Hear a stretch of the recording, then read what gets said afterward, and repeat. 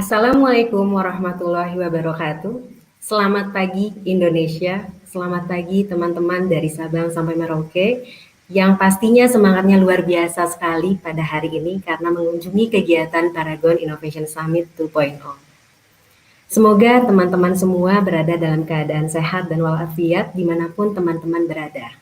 Sekali lagi teman-teman, terima kasih karena telah hadir di sesi kita kali ini terkait dengan Paragon Innovation Summit 2.0 Innovation Talks. Perkenalkan teman-teman, nama saya Sani Sabrina dari bagian Paragon University yang akan memoderatori acara kita kali ini terkait dengan Innovation Talks. Oke, teman-teman, pasti teman-teman juga udah pada tahu kali ya, siapa narasumber-narasumber kita nih. Nah, sebelum itu, saya ingin memberitahukan kepada teman-teman sedikit dulu terkait dengan Paragon nih teman-teman. Pada awal tahun 2021, Paragon mengusung tema Innovate for the Greater Good, di mana Paragon ingin berbagi kebaikan di beberapa bidang, termasuk bidang pendidikan di dalamnya. Paragon percaya bahwa pendidikan merupakan salah satu kunci utama untuk memiliki dan memajukan pendidikan yang ada di Indonesia tentunya. Paragon Educational Leadership Program merupakan salah satu program inisiatif dari Paragon sendiri untuk mensinergikan antara pelaku usaha dan dunia kampus. Program ini menjawab terkait dengan tantangan dan juga kebijakan dari Kemendikbud terkait dengan Merdeka Belajar di Kampus Merdeka. Oke. Oleh karena itu, teman-teman, dengan sesi Innovation Talks kita kali ini bertemakan adalah Innovation and Collaboration in Learning to Accelerate Transformation. Oke, teman-teman semua, hari ini kita sudah kedatangan di tengah-tengah kita semua narasumber-narasumber yang sangat luar biasa inspiratifnya nih teman-teman semua. Pasti kalau misalkan teman-teman udah mulai kepo-kepo kali ya, pasti teman-teman udah tahu nih siapa-siapa aja narasumber yang akan hadir pada sesi Innovation Talks kali ini. Oke, narasumber yang pertama nih adalah seorang sosok inspiratif yang merupakan sosok penggiat pendidikan yang ada di Indonesia, di mana salah satu cita-citanya adalah menjadi guru dan mendirikan sekolah, teman-teman semua, serta merupakan pendiri semua murid, semua guru yang memiliki panggilan akrab Ella, dan inilah Mbak Najila Shihab. Kepada Mbak Najila, boleh silakan masuk ke dalam ruangan ini. Oke, mungkin kita sambil menunggu Mbak Najila. Oke, siap. Karalin dulu. Oke, Karalin. Saya mau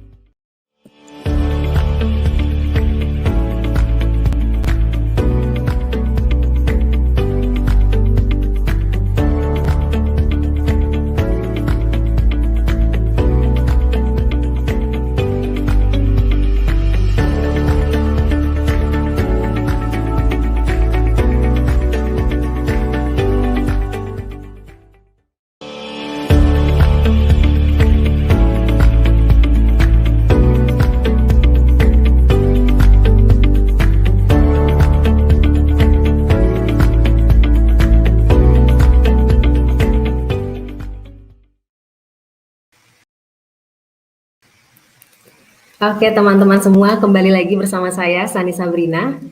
Nah teman-teman, seperti biasa mohon maaf karena ada kendala teknis. Mari kita panggil lagi ya narasumber-narasumber kita. Tadi sudah ada muncul nih, ada Karalin ya. Oke, saya mau memanggilkan lagi beberapa narasumber yang akan hadir di sesi Innovation Talks kita kali ini. Oke, Karalin, boleh say hi dulu Karalin? Hai teman-teman, selamat pagi. Halo Karalin, apa kabar? Kita lagi di Dubai sekarang. Wow, Karalin lagi di Dubai sekarang ya? Ya, benar. Oke, Karalin gimana nih acara hari ini Paragon Innovation Summit 2.0? Gimana nih kesan pesan dari Karalin dulu deh?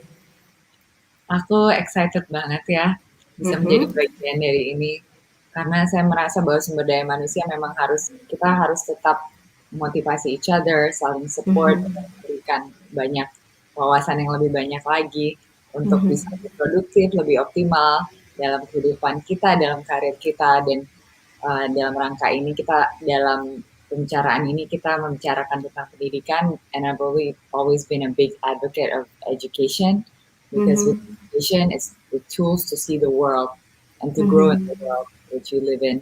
Dan aku percaya bahwa itu tanggung jawab kita semua, bahwa anak-anak mhm. bisa mempunyai akses pendidikan yang terjangkau dan layak dimanapun Oke. kita berada di Indonesia. Siap.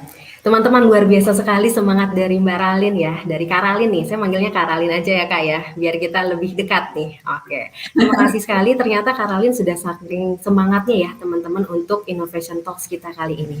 Kita panggilkan narasumber kita yang kedua ya teman-teman semua. Ini adalah sosok inspiratif selanjutnya, merupakan former employee salah satu teknologi company di Indonesia.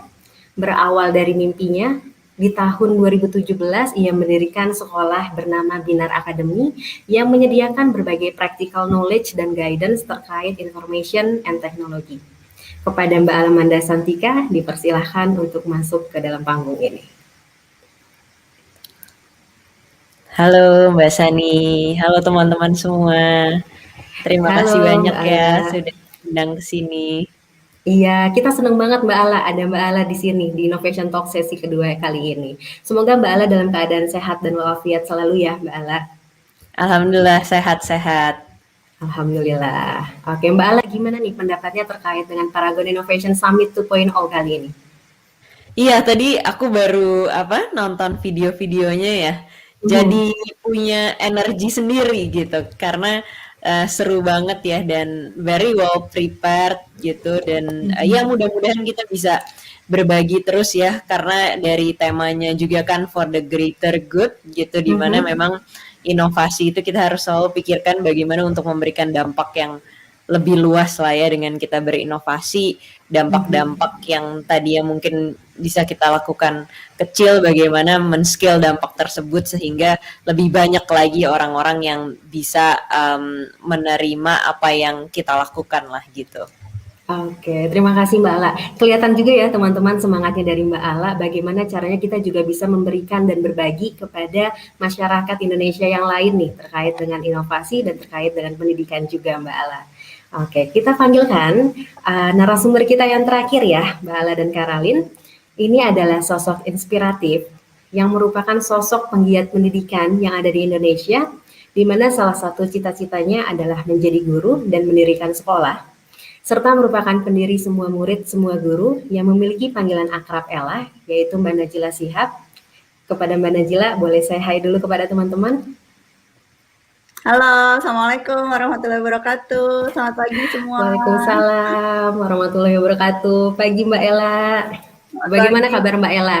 Baik, Alhamdulillah. Agak buru-buru pagi ini. Maaf ya, tadi sempat jadi gangguan teknis. Maaf Ralin, maaf Ama juga sama Mbak Sani. Semoga manfaat sesinya hari ini dan bikin semangat buat semuanya. Siap, kita juga senang banget ada Mbak Ella di sesi hari ini nih. Kita insya Allah menebarkan sesi sharing gitu ya, sesi manfaat kepada teman-teman inovator muda di Indonesia saat ini. Oke, teman-teman semua, kita sudah kedatangan 3 narasumber kita, yaitu ada Mbak Ella, ada Karalin, ada juga Mbak Ala, yang saat ini sudah bergabung bersama kita semua. Dalam tema sesi Innovation Talks kita kali ini, yaitu Innovation and Collaboration in Learning to Accelerate Transformation. Nah, teman-teman semua, dan Mbak Ella, Mbak Ala, dan Karalin ya, ilmu pengetahuan dan teknologi berkembang dengan sangat pesat saat ini. Akses dan kesempatan mengenyam pendidikan juga terus meningkat seiring berjalannya waktu. Metode delivery pembelajaran nih, Mbak Ella, Mbak Ala, dan Kak Ralin, itu ternyata sekarang sudah banyak macamnya. Dari ada digital learning, dari ada focus group discussion, ada in-class training, dan lain sebagainya. Lalu kemudian ditambah inovasi dan kolaborasi yang berlangsung di dunia pendidikan saat ini ikut berkontribusi pula nih untuk mengakselerasi transformasi di dunia pendidikan Indonesia. Bicara tentang akses dan kesempatan untuk mengenyam pendidikan yang ada, sebagai seorang penggiat pendidikan di Indonesia, Mbak Ella, mengenai bagaimana pendapat Mbak Ella sebenarnya, saya penasaran. Pendapat Mbak Ella mengenai filosofi nih dan konsep terkait dengan program yang sekarang sedang digaung-gaungkan di masyarakat, yaitu program Merdeka Belajar. Gimana pendapat Mbak Ella terkait dengan hal itu? Kalau kita bicara Merdeka Belajar itu sebetulnya bisa dari berbagai sudut pandang. Kalau yang sekarang sedang dikampanyekan oleh Kemdikbud itu kan bicaranya Merdeka Belajar sebagai kebijakan ya. Fungsinya pemerintah kan bikin kebijakan pendidikan. Jadi yang disampaikan sebetulnya adalah guru-guru, sekolah-sekolah, pemerintah daerah gitu ya, itu punya otonomi untuk mempraktekkan kemerdekaannya, punya kemampuan untuk berdaya dan melakukan sesuatu buat pendidikan. Nah, tetapi pada saat kita di jaringan Semua Murid Semua Guru, di Yayasan Guru Belajar bicara Merdeka Belajar, kita seringkali itu bicara dalam konteks individu. Sebetulnya kemerdekaan belajar itu kompetensi yang kita semua ini punya. Saya bahkan seringkali bilang kemerdekaan belajar itu sesuatu yang dibawa dari lahir. Kenapa? Karena keingintahuan, sikap optimis, ingin melakukan perubahan itu sesuatu yang fitrahnya manusia. Tetapi seringkali justru karena pengasuhan yang nggak tepat, karena proses pendidikan yang sangat amat konvensional, justru kemerdekaan belajar itu bukannya tumbuh setiap hari, tetapi justru mati gitu ya. Aku yakin pasti mungkin Ralin, Ala juga punya pengalaman-pengalaman di mana yang namanya keinginan buat belajar, kemerdekaan untuk mencari tahu, itu justru nggak tumbuh di dalam ruang kelas. Nah, ini yang sebetulnya ingin kita ubah gitu ya. Dan kemerdekaan belajar itu sebetulnya konteksnya ya bukan cuma buat anak-anak. Kalau dia tumbuh terus pada saat kita kuliah, pada saat kita bekerja dan berkarya, kemerdekaan belajar ini bisa jadi modal yang luar biasa. Kenapa? Karena kuncinya ada 3 kalau di kemerdekaan belajar. Komitmen, jadi kita tahu kita tuh belajar buat apa, dapat apa, bekerja pun gitu ya, tahu purpose-nya apa, tujuannya apa, dan ini sesuatu yang kayaknya sederhana, masa sih orang nggak tahu tujuan dari dia melakukan sesuatu, tapi ternyata langka loh kalau kita ngobrol sama murid-murid di kelas, ngobrol sama mahasiswa, atau ngobrol sama orang-orang yang bekerja, ngapain lu ngerjain ini, itu tuh banyak banget yang jawabannya tuh karena disuruh guru, karena gue pengen dapet gaji gitu ya, purpose yang mungkin nggak terlalu bermakna. Nah, ini jelas orang-orang seperti ini tuh kemerdekaan belajarnya nggak tumbuh dengan utuh. Nah, yang kedua, orang yang punya kemerdekaan belajar itu pasti mandiri.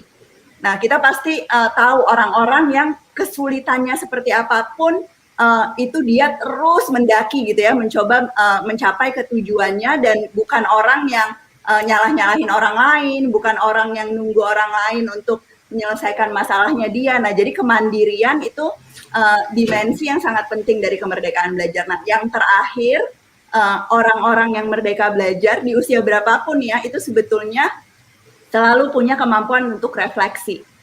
Tahu sebetulnya keunikan kita apa, kelebihan kita apa, kemudian tantangan atau kekurangan yang kita coba perbaiki itu apa, dan kemudian memikirkan strategi-strategi untuk bisa lebih baik lagi setiap hari. Nah, ini yang betul-betul ingin kita tumbuhkan pada semua dan setiap anak Indonesia. Ini betul-betul yang ingin kita jadikan kebiasaan baru di pendidikan.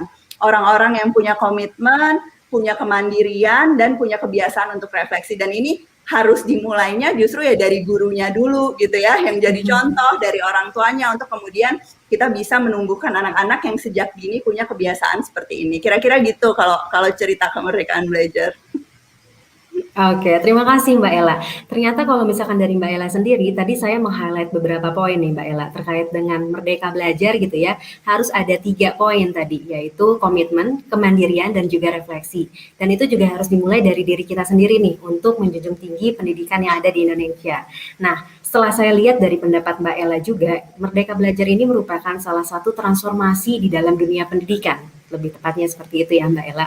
Nah selain itu Mbak Ella gitu ya, Mbak Ala dan Karalin, ada salah satu bekal lainnya yang ternyata berguna bagi kemajuan di dunia pendidikan, yaitu dengan meningkatkan inovasi yang ada di dalamnya. Oke, tidak hanya melalui kebutuhan zaman maupun kebutuhan masyarakat saja tentunya, inovasi di dalam pendidikan ini dapat kita kembangkan dan tumbuhkan bersama-sama melalui lesson learned dan aksi nyata dari inovasi-inovasi yang pernah ada sebelumnya nih, kakak-kakak. Oke, nah berkaitan dengan hal tersebut, saya pengen bertanya kepada Kak Ralin ya, Kak. Oke, pengalaman Kak Ralin sebagai bagian dari Yayasan Bina Bakti Nusantara, bagaimana kondisi pendidikan di daerah 3T di Indonesia saat ini? Pertama, terima kasih pertanyaannya. Selamat pagi, Mbak Najela. First time I'm meeting you here. Menurut saya, sebuah bangsa akan maju apabila fondasinya kuat ya, dan pendidikan adalah satu fondasi yang sangat amat penting untuk masa depan bangsa. Saya melihat masih banyak sekali gap di Indonesia, khususnya di luar Pulau Jawa dan di daerah 3T, yaitu daerah terluar, tertinggal, dan terdepan. Jadi untuk bersekolah di kota-kota besar mungkin kendalanya nggak terlalu banyak, tapi apabila kita move ke daerah-daerah 3T, kendalanya sangat amat banyak. Mulai dari pembangunan infrastruktur, masih sangat tertinggal seperti jalan yang buruk, ketersediaan air, terus bahan-bahan makanan pokok juga kadang-kadang mereka susah, listrik yang belum tersedia dan lainnya. Jadi itulah gambaran umum daerah 3T, dan dengan pandemi ini banyak sekali sekarang belajar online, sinyal internet tidak ada di sana, terus banyak juga anak-anak dan guru-guru di sana belum punya komputer, belum punya smartphone, so it's very hard for them to communicate secara online.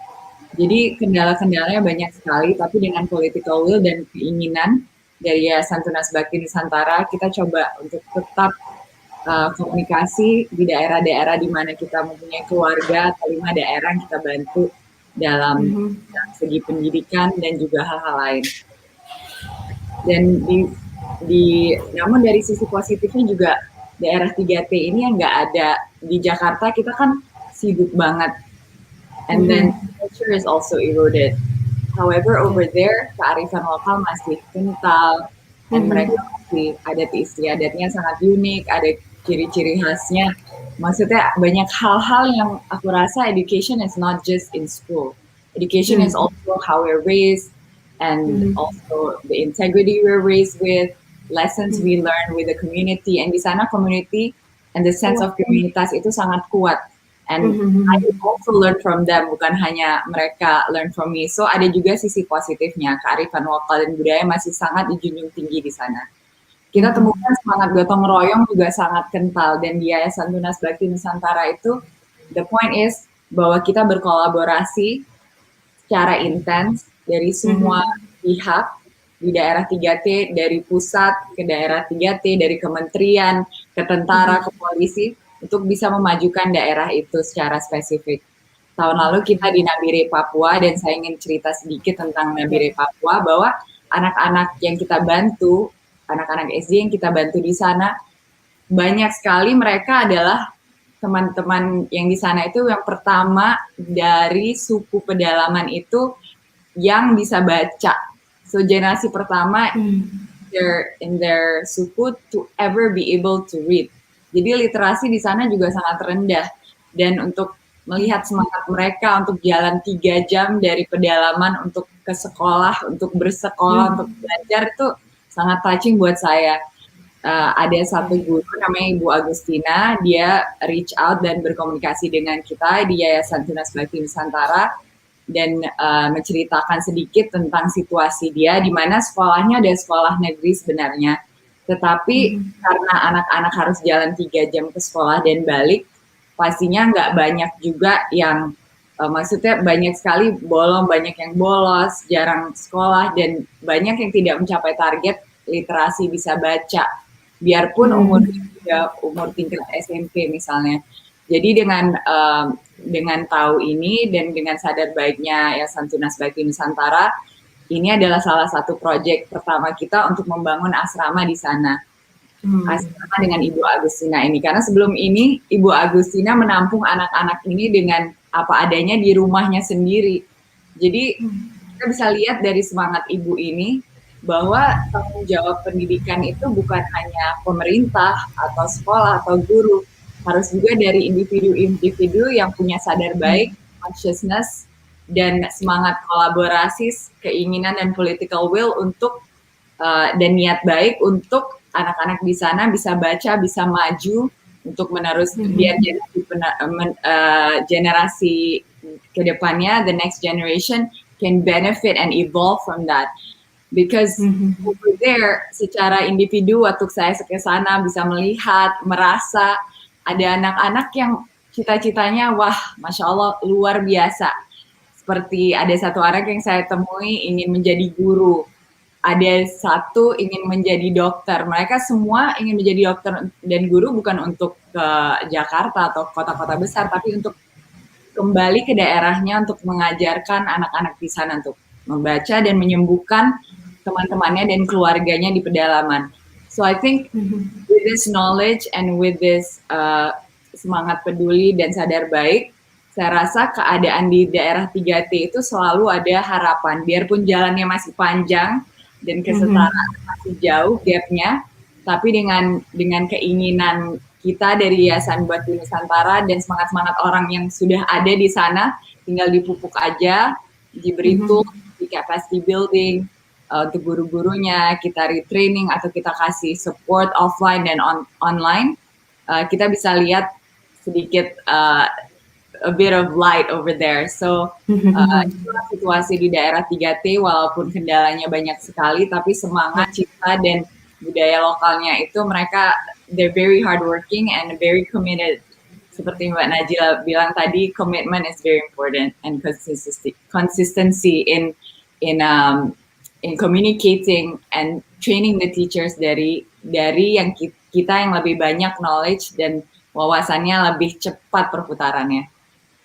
Oke, terima kasih Kak Ralin. Sangat sungguh menginspirasi bagi kita semua ya, kakak-kakak yang ada di sini dan teman-teman semua yang lagi nonton. Ternyata pendidikan yang ada di daerah 3T, walaupun ada challenge dan hambatan mungkin ya Kak Ralin, tapi kita juga harus bagaimana caranya bisa bersemangat untuk tumbuh dan berkolaborasi bersama-sama untuk mendukung teman-teman juga yang ada di daerah 3T tersebut gitu ya Kak Ralin.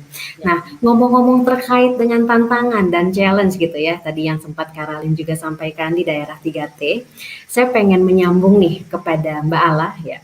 Boleh ya saya bertanya kepada Mbak Ala. Mbak Ala, sebagai seorang pendiri startup edukasi yang ada di Indonesia saat ini, apa tuntutan dan kebutuhan berinovasi saat ini terutama di dalam bidang pendidikan? Iya, terima kasih banyak Mbak Sani. Hai Mbak Ralin dan Mbak Ella, ketemu lagi kita. Iya, mungkin aku cerita sedikit dulu ya dari pengalamanku yang real gitu ya, karena dulu waktu sekolah itu aku tuh nggak suka sekolah, sangat amat benci yang namanya sekolah, tapi aku suka belajar. Jadi dulu sampai aku tuh sering bilang sama mamaku kayak, ini anak kelas 3 lagi pada ujian, jadi terus libur anak kelas 1-nya gitu. Supaya apa? Supaya aku bisa duduk di rumah seminggu itu belajar coding sendiri gitu ya. Jadi aku sering banget bolos tuh buat belajar coding, buat belajar anything yang ada di komputer gitu. Explore lah gitu, kayak tempat aku mengeksplor dunia itu adalah internet gitu. Jadi waktu aku umur 13 tahun, I think 11 tahun itu tuh internet baru masuk lah ke Indonesia, dan aku ngeliat kayak oh ini sumber aku untuk mengeksplor dunia nih gitu. Jadi instead of going to school, aku lebih suka untuk duduk di depan komputer waktu itu. Dan kenapa belajar coding ya Mbak Ala? Kalau ditanya kayak kenapa aku nggak suka sekolah gitu, aku selama hidup tuh sekolahnya di sekolah Indonesia gitu kan. Dan kenapa aku nggak suka sekolah, karena aku ngerasa gini ya, kayak waktu aku sekolah, misalnya ada teman-teman aku yang nilainya dapat nilai merah gitu, mereka dipermalukan di depan kelas gitu, dan aku ngerasa kayak ini tuh nggak humiliating gitu ya, kayak kurang humanity-nya tuh kurang gitu, karena ya namanya juga kita belajar, pasti kita berproses dan kita pasti ada nggak bisanya, ada salahnya. Kayak aku nilai matematik fisika aku mungkin bisa dapat 90-100 gitu ya, tapi when it comes to geografi itu aku bisa dapat 50 gitu. Sampai sekarang aja aku nggak tahu kayak Prancis itu negara atau kota gitu. karena I think semua orang punya kekurangannya masing-masing gitu kan. Dan di saat menurut aku kayak di saat kita belajar itu justru aku selalu bilang sama student-studentku di Binar gitu ya, ini tempat kamu melakukan sebanyak-banyaknya kesalahan gitu, karena dari kesalahan itulah kita belajar. Dan sebagai pendidik bagaimana kita bukannya hanya blaming tapi memberikan feedback yang konstruktif gitu kan.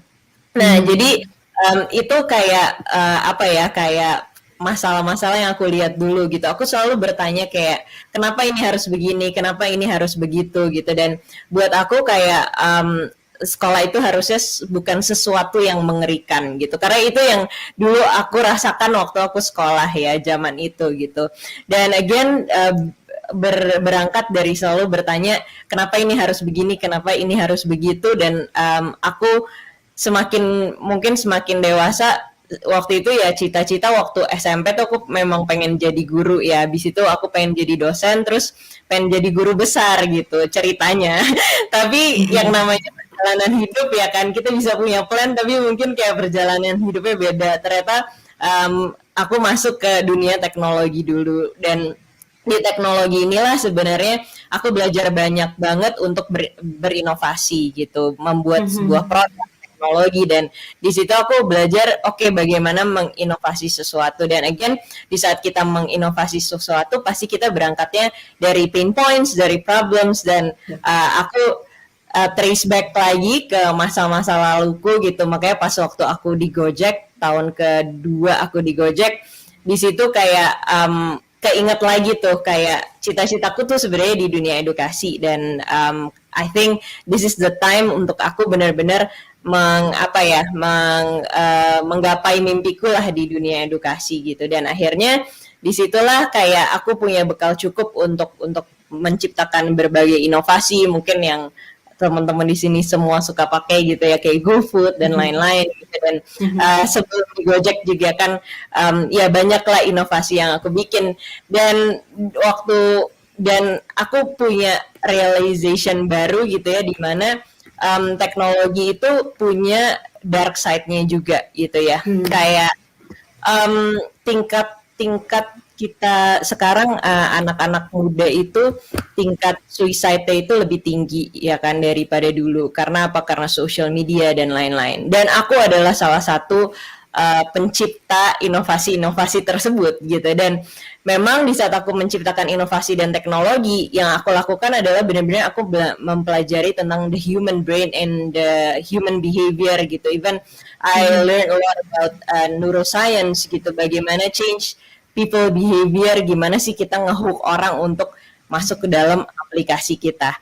Nah ini sebuah tantangan nih di dunia teknologi gitu, karena it's very systemic gitu ya, dimana kayak dari investor sampai ke bawah itu kan selalu mikirnya kayak gimana caranya kita nge-retain orang di dalam aplikasi kita gitu kan. Dan ini salah satu tantangan again dalam inovasi gitu. Makanya di sini aku mulai mengkampanyekan bagaimana caranya teknologi ini tidak memberikan dampak yang buruk, sehingga kita bisa menggunakan teknologi ini untuk kita seenggaknya sekarang harus berpikir lebih panjang sedikit.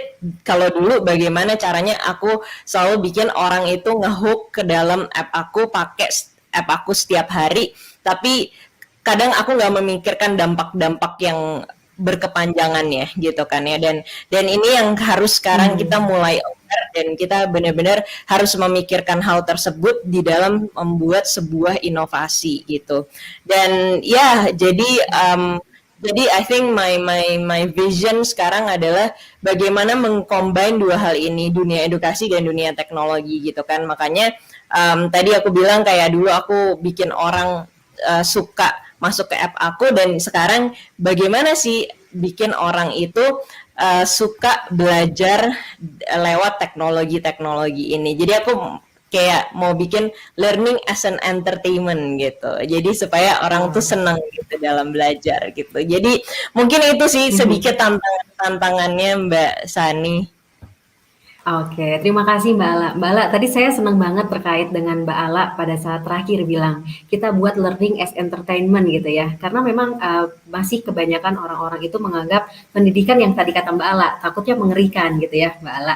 Nah, tapi memang itu terkait dengan inovasi seperti itu, ternyata memang banyak peran dan tuntutan dan kebutuhan berinovasi dalam dunia pendidikan ini sangat cukup banyak ya kakak-kakak semua. Dan perlu kita kembangkan demi kemajuan pendidikan yang ada di Indonesia. Tadi Mbak Ala itu ngomongin terkait dengan kolaborasi juga nih Mbak Ala. Tadi saya sempat dengar karena Mbak Ala juga pernah sampaikan bilang Mbak Ala membentuk produk terkait dengan GoFood, Gojek dan lain sebagainya gitu ya Mbak Ala. Mbak Ala menyambung dengan hal itu. Karena kalau misalkan kita ngomongin inovasi dalam pendidikan gitu ya, itu tidak lepas dari berbagai pihak nantinya yang akan bekerja sama bersama kita semua. Nah, Mbak Ala, bagaimana pentingnya kolaborasi dalam rangka akselerasi peningkatan mutu pendidikan yang ada di Indonesia? Iya, betul. Terima kasih banyak Mbak Sani. Iya, jadi sekarang pun ya Binar itu banyak banget berkolaborasi sama berbagai pihak untuk apa? Untuk kita bagaimana kita belajar untuk menciptakan edukasi yang berkualitas. Salah satunya kita juga berkolaborasi dengan Finland government dan ya karena Finland has one of the best education system lah in the world gitu kan. Dan kita coba bangun research bersama-sama gitu dan itu salah satu cara ya kita untuk bisa belajar dari tempat lain yang memang sudah sukses lah ya gitu kurang lebih. Dan karena kolaborasi again kita nggak bisa melakukan semuanya sendiri. Dan salah satu kolaborasi juga yang Binar lakukan itu dengan teman-teman di daerah gitu ya, teman-teman yang punya co-working space, teman-teman yang punya cafe, kita bekerja sama dengan mereka untuk apa? Karena walaupun aku di dunia teknologi, aku selalu percaya bahwa education itu tetap butuh aspek psychosocial gitu, dimana ya edukasi adalah kita itu bersosial sebenarnya gitu kan. Belajar itu adalah sebuah kegiatan bersosial sebenarnya. Jadi kita walaupun melakukan banyak hal di teknologi tapi kita juga tetap berkolaborasi dengan teman-teman yang ada di daerah sehingga student-student kita itu bisa tetap belajar bersama-sama, ketemu teman-temannya di tempat-tempat yang kita kolaborasikan. Dan dengan seperti ini juga kita sama-sama membangun komunitasnya gitu ya, dan teman-teman di coworking dan kafe-kafe di kerja sama kita ini juga makin naik brandnya juga gitu. Jadi again karena inovasi itu juga selalu menuntut bagaimana kita bisa mempergunakan hal-hal yang mungkin dulunya value-nya masih kurang, itu bisa kita tingkatkan dengan cara berkolaborasi gitu kan. Selalu kolaborasi itu sebenarnya menciptakan sebuah value baru untuk kedua belah pihak gitu. Sama halnya juga dengan hiring partner kita yang meng-hire student-student kita.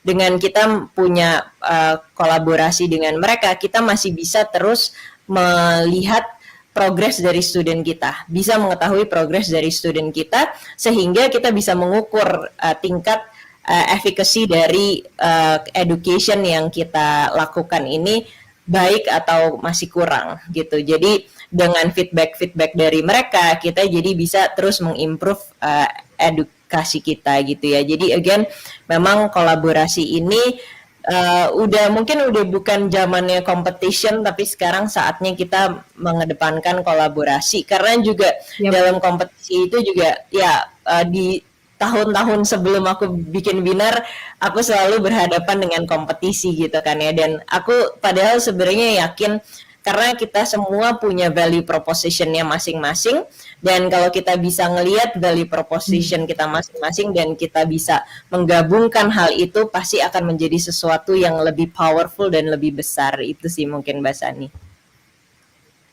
Oke, terima kasih Mbak Ala. Dari tadi ngomong sama Mbak Ala ini saya teringat sesuatu nih Mbak Ala, terkait dengan design thinking nih. Soalnya dari tadi Mbak Ala menyebutkan terkait dengan kebutuhan customer, terkait dengan added value, value proposition, dan lain sebagainya.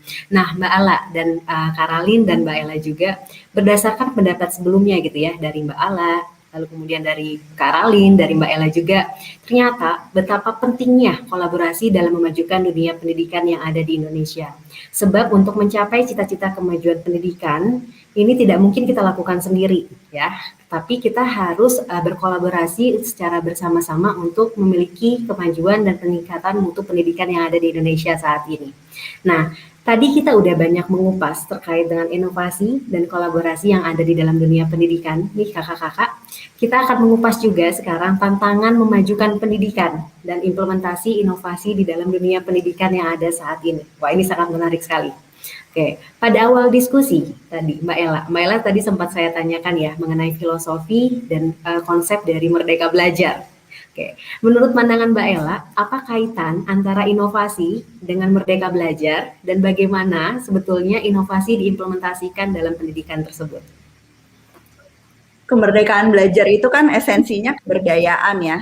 Orang-orang yang berdaya itu pada akhirnya akan bisa jadi orang yang selalu bisa beradaptasi, tantangannya seperti apapun, pada akhirnya cuma orang-orang berdaya yang bisa berinovasi. Nah, kalau bicara dalam konteks tantangan pendidikan Indonesia, salah satu yang paling menghambat perubahan itu adalah karena inovatornya tuh kurang sekali. Saya tuh kalau kemana-mana seringkali orang bilang nih kalau ngerjain pendidikan gitu ya barengan, kerja barengan, kolaborasi itu kalau ditanya kenapa katanya jebakannya Mbak Ella gitu kan. Nah ini saya karena apa? Karena saya yakin banget bahwa yang paling dibutuhkan ekosistem ini adalah inovator. Nah cuma sedihnya sebagai ekosistem pendidikan itu sangat amat konvensional.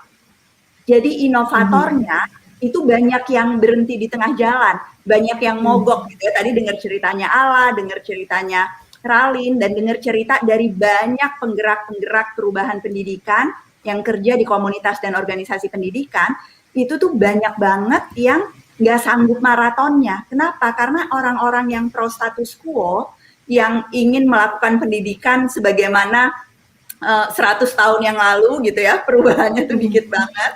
Guru-guru yang masuk ke profesi ini dan mengajar sebagaimana dia diajar dulu gitu kan, atau orang tua yang pola pengasuhannya itu ya cuma sekedar diwariskan dari masa lalu, itu tuh jumlahnya mayoritas, jauh lebih banyak dari yang siap untuk agile, untuk beradaptasi terhadap perubahan zaman. Nah, padahal pendidikan itu kan esensinya masa depan, harus jadi jembatan untuk apa yang dibutuhkan, kompetensi-kompetensi yang dibutuhkan di masa depan, harus menumbuhkan anak-anak yang siap menghadapi tantangan. Nah, tapi kalau ekosistemnya itu konvensional, menerapkan cara-cara yang nggak berubah dan sebagainya, pada akhirnya mau inovasi pun lelah gitu ya, lelah hati karena dibully oleh lingkungan sendiri. Nah, ini yang gunanya kolaborasi itu langkah utamanya adalah kolaborasi antar sesama inovator. Saya ngerjain ini udah 20 tahun lebih gitu ya, dan kalau ditanya gunanya jaringan semua murid, semua guru apa, itu tuh betul-betul jadi simbol dari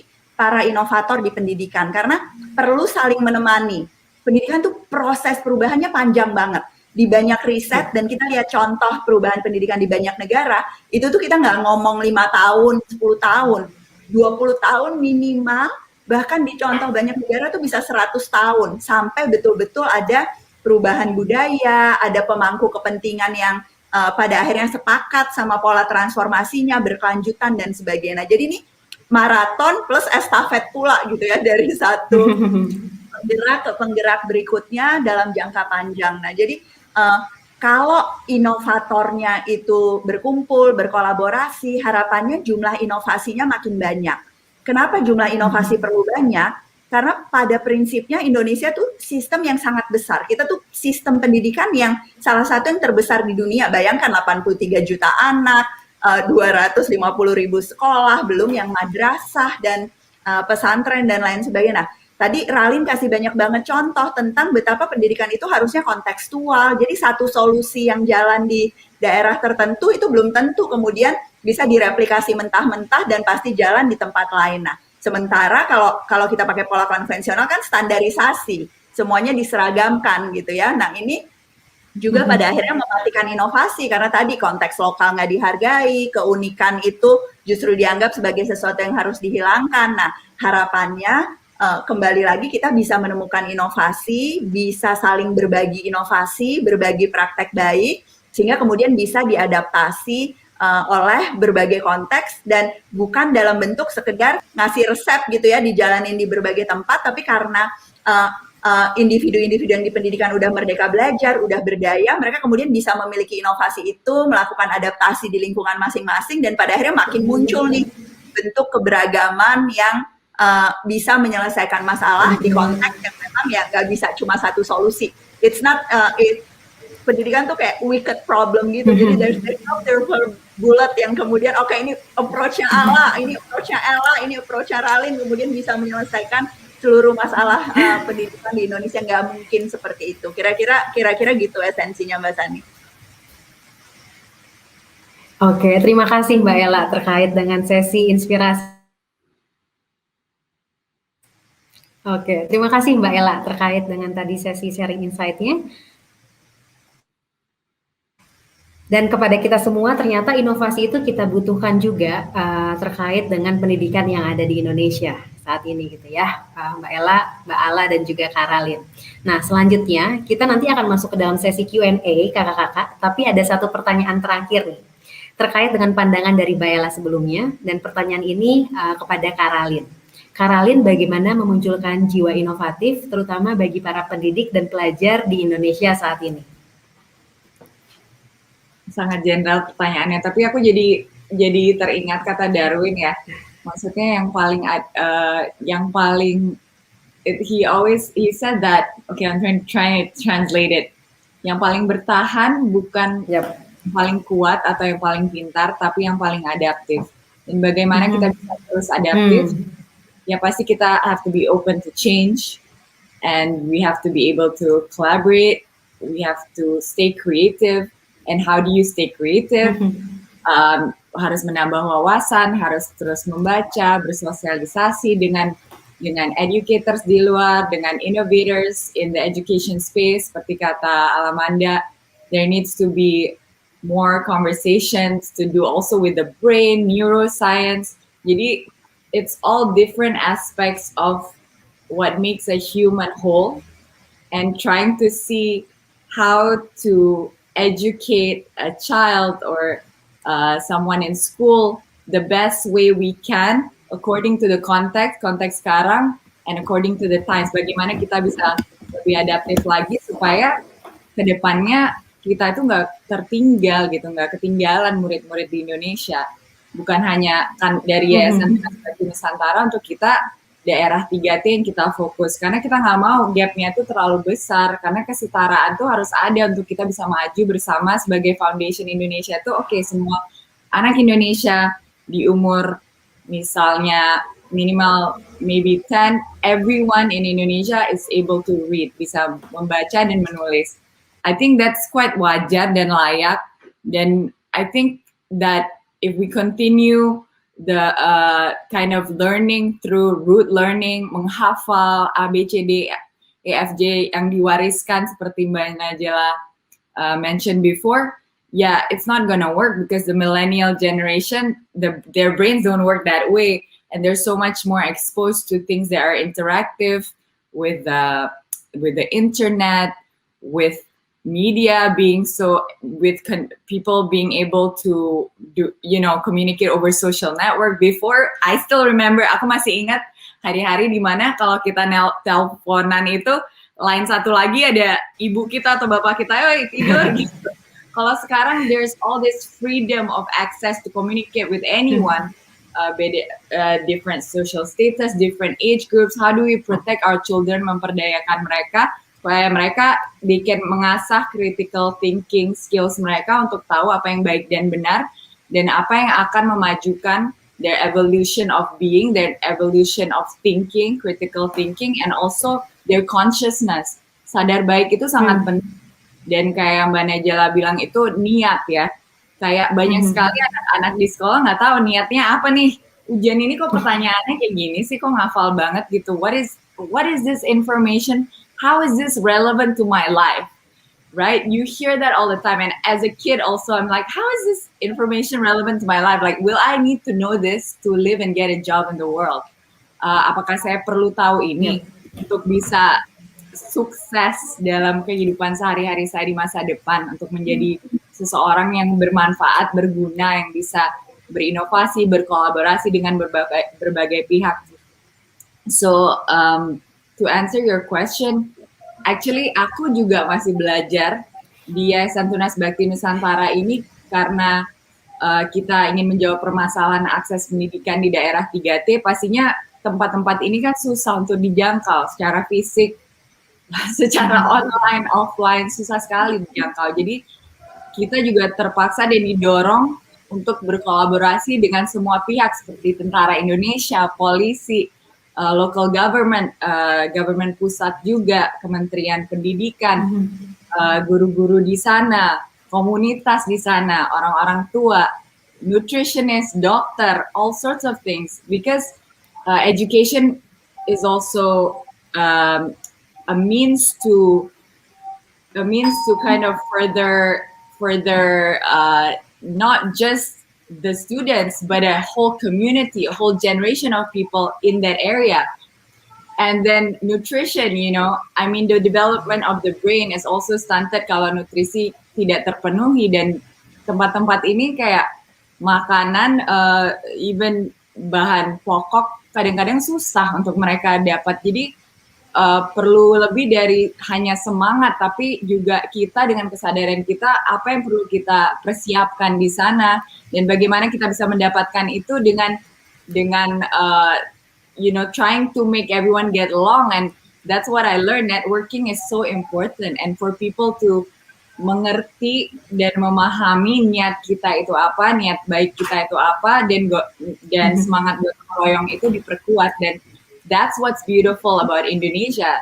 Indonesia itu kekayaannya adalah semangat itu, semangat gotong royong, dan orang-orang kita, our philosophy is gotong royong, helping each other, and we need to remind each other of that. And as long as we remind each other of that, I think semangat inklusif dan sadar baik itu akan tumbuh, dan dari situ kita pasti akan mau berkolaborasi dan lebih open-minded and just lessen our ego a bit. Because what we know, actually, the more we study, lebih, and I'm sure you guys agree, the more you study, the more you realize, lebih kita sadar bahwa kita nggak tahu apa-apa sih sebenarnya. Banyak sekali. And what I like about what Mbak Najela said was, you cannot, semua orang itu kan ada konteksnya, how they were raised, daerahnya apa, bagaimana we can bring the best out of these students, how can we bring the best out of the teachers. So that's what we're trying to achieve, and untuk bisa mengachieve itu ya harus ada inovasi baru. We have no choice, we have to adapt. So I think it's a beautiful thing what all of you are doing. I'm so honored to be in your presence. I almost feel like, aduh, aku masih banyak harus belajar untuk berada di space ini. Tapi aku bangga dan senang sekali menjadi bagian dari Yayasan Tunas Bakti Nusantara, because I feel like daerah 3T ini belum ada yayasan yang benar-benar serius tentang ini. Dan sejauh ini kita sudah membangun 4 sekolah dan 1 asrama sekolah tahun lalu di Nabire, Papua. Dan saya melihat dengan mata kepala sendiri dan hati saya juga bahwa perubahan itu memang masih panjang, masih jauh, tapi anak-anak itu dengan tersenyumnya anak-anak itu aja kita udah senang banget, dan there's always hope in Indonesia too. And it's very addictive ya, Ralin. When you do something in education, itu it's very addictive, kayak waktu ngelihat anaknya gitu kan, terus ngelihat dampaknya. Exactly. I think we all need to mengasah our consciousness juga, bahwa education is everywhere. So also you have to be responsible for yourself and what you say and what you do in the world, because it's a part of education for the wider public as well. So yeah. Yep. Oke, siap. Terima kasih Kak Ralin terkait dengan semangatnya ya untuk para inovator muda yang ada di Indonesia saat ini.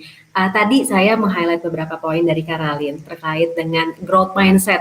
Nah, ketika kita mau menjadi seorang inovator yang ada di Indonesia, kita harus sebaiknya memiliki growth mindset yang tidak luput pula di dalam kehidupan kita sehari-hari gitu.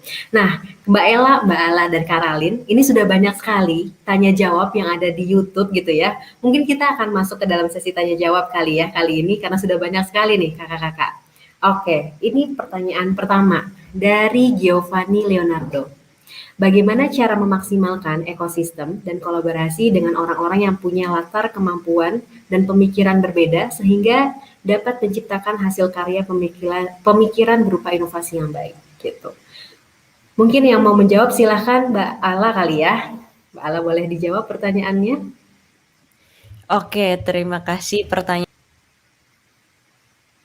sistem dan kolaborasi. Oke. Halo? Ya, oke. Pertanyaannya bagus banget. Terima kasih banyak.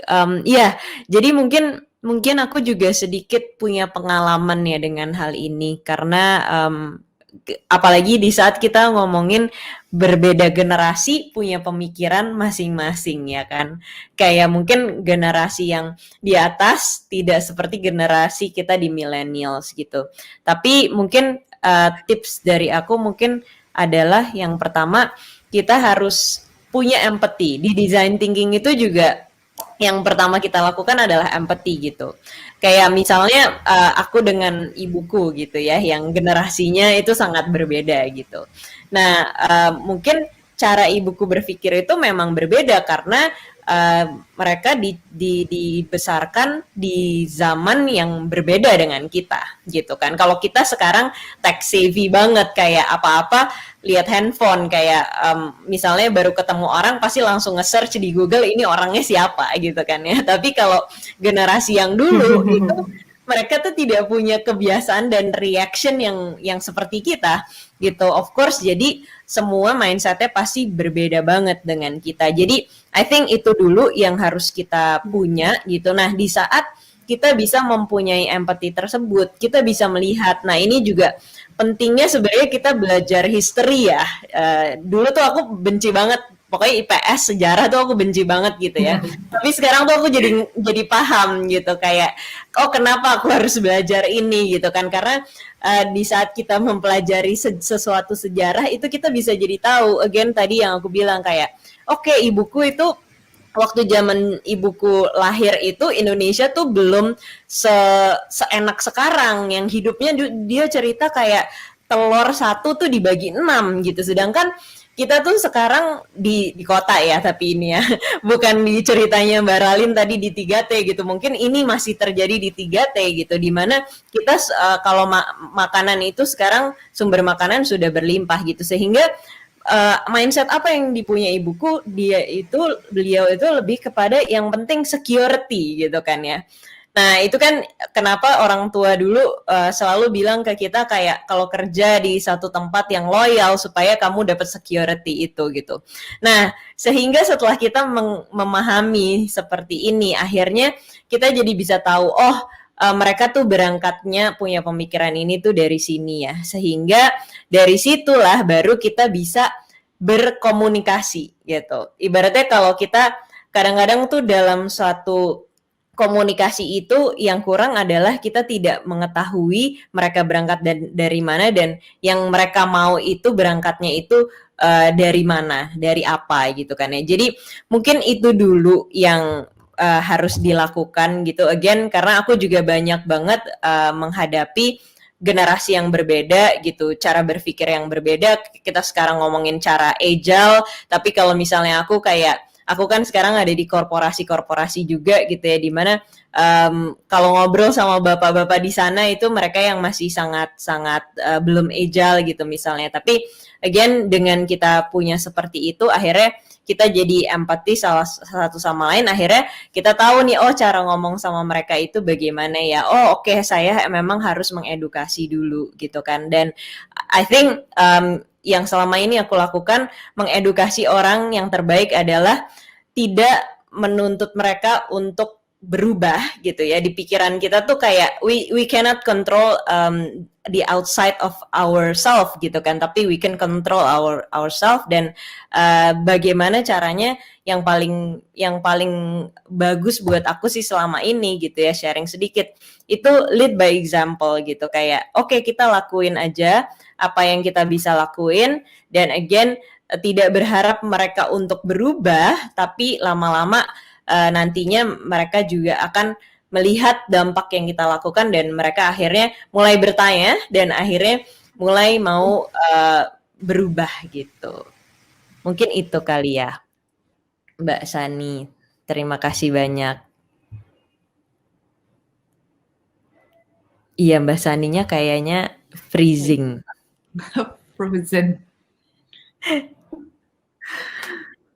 Mbak Ella mungkin. Iya, Ini ada. silakan. Mbak Ella mungkin. Pertanyaan berikutnya boleh ditayangkan saja.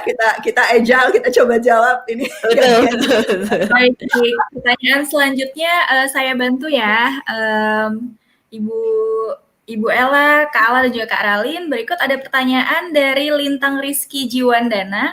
Nah, ini pertanyaannya, bagaimana cara efektif untuk disrupt mindset orang lain agar ingin belajar dan ingin berinovasi dengan lebih sukarela gitu ya, untuk berkolaborasi serta merubah cara-cara yang lama gitu ya, dengan cara-cara yang lebih kekinian seperti itu. Silakan, mungkin bisa dimulai dari Kak Ralin ya. Kayaknya tadi Amanda udah jawab ya, lead by example. I Gitu. think actions speak louder than words. So if we are able to do that, to break the old patterns and to innovate a way of life or a way of thinking or a way of learning, cara berpikir, cara hidup yang inovatif, yang bermanfaat, yang produktif, yang optimal for the human, in your human capacity to optimize yourself as much as you can.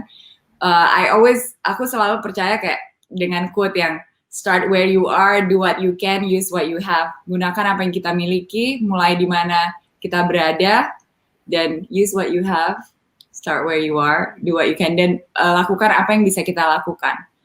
Dan apabila kita paham bahwa semua orang itu startnya beda-beda, semua perspektifnya juga beda-beda, dan semua yang kita miliki juga beda-beda, kita bisa lebih open-minded untuk berkolaborasi dan melihat kekurangan dan kelebihan semua individu. Dan semua individu dengan kelebihan-kelebihannya juga bisa menjadi kekurangan. I mean, I'm sure Amanda knows in technology, the smartest and the brightest people, they can see black and white, they're so good at coding, but then human aspects a bit lacking in the EQ section. Or some people are super high EQ, but then math and physics, okay, forget it. So dengan kita paham the psychology and also the way the human brain works, kita juga bisa lebih open-minded untuk berkolaborasi secara efektif dan untuk menerima perspektif yang berbeda. Bahwa semua perspektif itu berbeda, tapi belum tentu salah. Perspektif yang berbeda apabila konteksnya benar, sangat efektif dan sangat produktif dan sangat bagus. Jadi, tapi orang Indonesia, generally speaking, kita sangat nyaman dengan status quo atau sangat, in many ways, because we want to make people comfortable dan nyaman, it's always like, yeah, it's okay, everything, yeah, that's the way it should be, and it's a bit hypocritical for me. For me, I like to practice radical honesty, and sometimes the people around me benar-benar shock gitu, but it disrupts a lot of things like, Ralin baru ngomong gitu ya. Tapi that's my truth, and I think a way that we can disrupt mindset adalah to speak our honest radical truth. Apakah itu benar atau salah, it's all perspective, tapi at least there is, people are listening, and if you continue to educate yourself, apabila kita mendidik diri kita, menambah wawasan kita, our truth itu pasti ada juga benarnya di pemikiran orang lain. So I think that's the way you can disrupt, is to open your mind, keep educating yourself, and speaking your truth. Bahwa kita bisa jujur dengan perspektif dan pandangan kita, biarpun itu nggak nggak benar-benar it's not status quo or very very typical. Oke, jadi mungkin contoh realnya misalnya seperti diskusi di dalam kelas gitu ya, kalau dosen setelah guru atau dosen menyampaikan suatu materi, kemudian anak-anaknya ditanya nih, apakah ada pertanyaan, apakah ada sanggahan, seperti itu biasanya nggak ada Pak, sepakat gitu ya, padahal dibutuhkan tuh kita harus lebih speak up gitu kan, lebih speak up apa yang ada di dalam pikiran kita gitu, agar lebih memunculkan ide-ide baru. Nah, terima kasih Karalin jawabannya. Kemudian dari Ibu Ella, mungkin ada tambahan Ibu?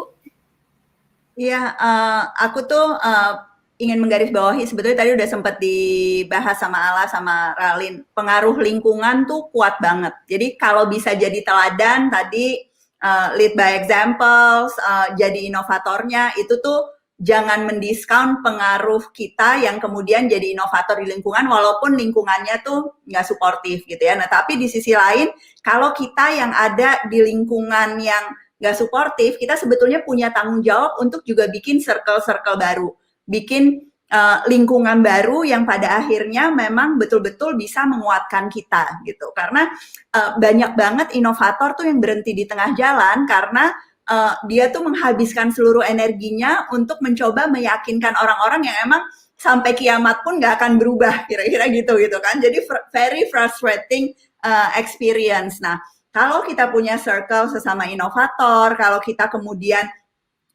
betul-betul bisa keluar dari kalau lingkungan kalau Paragon gitu ya, misalnya saya kebayang nih Paragon kan juga banyak yang di sini itu ada di ekosistem, di korporasi, organisasi yang sangat mendukung inovasi. So you are very lucky in that way gitu ya, ada di korporasi yang seperti itu. Tapi nggak semua seperti itu. Nah cari, kalau nggak bisa dapat di kantor, apa di lingkungan tetangga, alumni sekolah, keluarga, dan sebagainya gitu. Nah kalau misalnya kita ada di lingkungan yang sangat amat homogen, itu juga kita tuh harus memaksa diri kita untuk berjumpa dengan orang dari berbagai latar belakang, sehingga kemudian perspektifnya jadi perspektif yang luas, dari situ kemudian berbagai ide, kreativitas, dan sebagainya itu muncul, karena inovasi itu tuh bukan status ya, jadi Ella inovatif, Sani nggak inovatif, itu enggak, inovasi sebetulnya juga kemampuan untuk beradaptasi yang perlu terus dilatih. You're not going to find kayak solution kayak di komik yang tiba-tiba tau kan light bulb gitu ya, inovasi yang menyelesaikan masalah dan sebagainya butuh fluency, butuh stamina, butuh empati, tadi udah disampaikan. Nah ini dengan keyakinan bahwa memang saya resah pengen mengubah sesuatu, kemudian menjaga api itu tetap menyala, kita kemudian ya butuh keterampilan, butuh pengetahuan, butuh pemahaman konsep dan sebagainya untuk pada akhirnya bisa betul-betul jadi inovator di lingkungan masing-masing.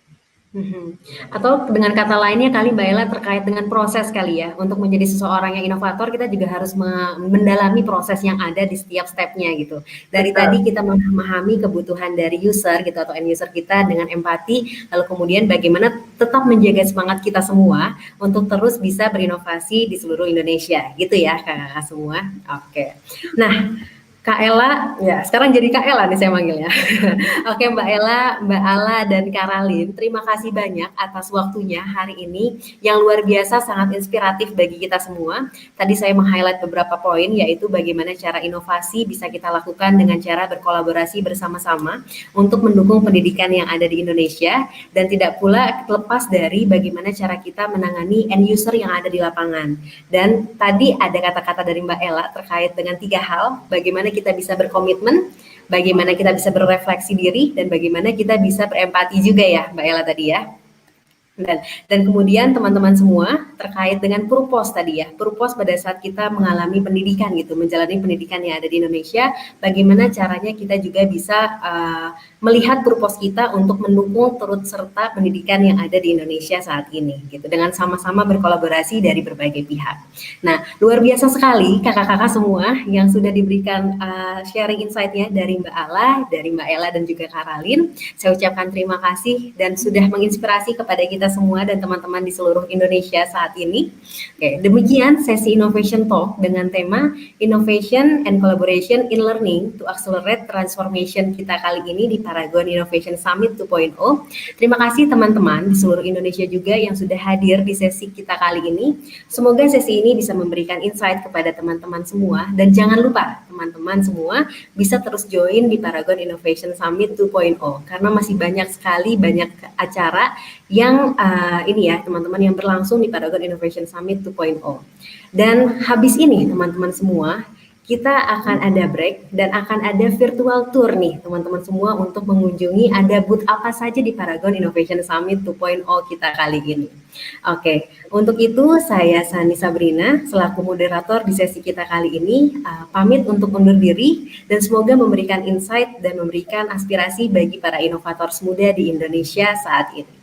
Oke teman-teman, wassalamualaikum warahmatullahi wabarakatuh. Satu kata terakhir, kolaborasi dan inovasi itu tidak bisa kita lakukan sendiri, tapi kita harus melakukannya bersama-sama untuk mendukung pendidikan yang ada di Indonesia. Innovation for the greater good. Terima kasih semuanya. Assalamualaikum warahmatullahi wabarakatuh.